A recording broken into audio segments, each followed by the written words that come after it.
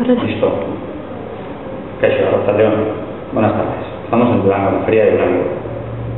Y me toca presentar algo que, bueno, tiene su trabajo, como es sacar un disco en solitario con muchos colaboradores. Digo en solitario porque pone mi nombre, que es Igor Calzada, pero mi nombre, seudónimo, alter ego, es Fast Fatum.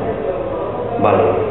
¿Qué hay detrás de este trabajo? Está Arcaizano, escritor vasco, 6 letras que son de él y 4 letras que son mías de canciones.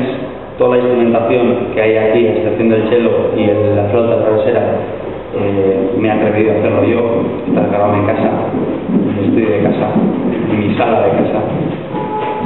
Y es lo que contiene. ¿Dónde se puede saber más de este trabajo de Fast Fatum? Pues en fastfatum.com, www.fastfatum.com, o escuchar en myspace.com/fastfatumftf. Pues espero que os guste. Listen to it. That's all.